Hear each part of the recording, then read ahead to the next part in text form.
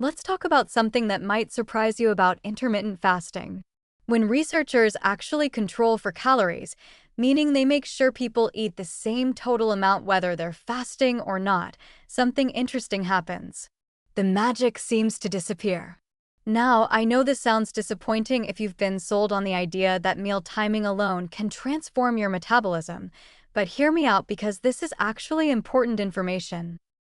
The research shows us that when you compare two groups eating identical calories, one following time-restricted eating and one eating normally throughout the day, the metabolic benefits are remarkably similar.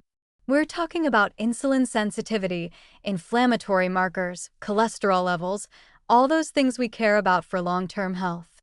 They improve roughly the same amount in both groups when weight loss is matched. What does this tell us?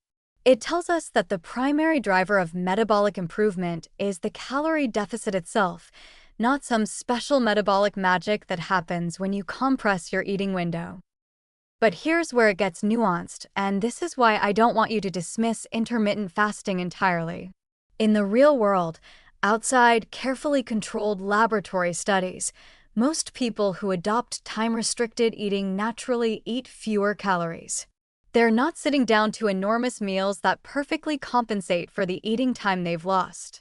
They skip snacks, they miss social eating opportunities, and their total intake drops. So intermittent fasting might work for you, but it's working primarily as a calorie restriction tool, not as a metabolic hack.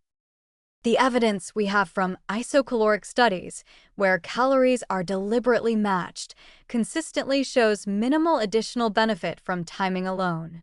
When researchers feed people the exact same meals, just compressed into a shorter window, biomarkers barely budge differently than traditional eating patterns.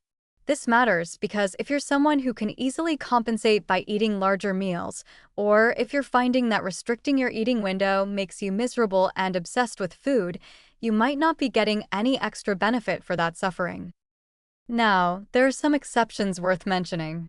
Some studies suggest that eating earlier in the day might align better with our natural insulin sensitivity rhythms.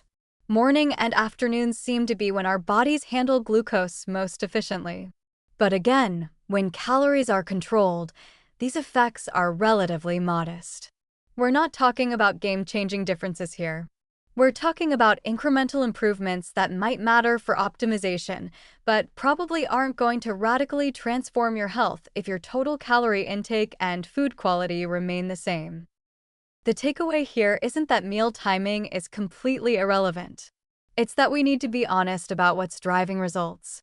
If intermittent fasting helps you stick to a calorie deficit without feeling deprived, that's valuable. If it fits your lifestyle and makes eating decisions simpler, that's worth something too.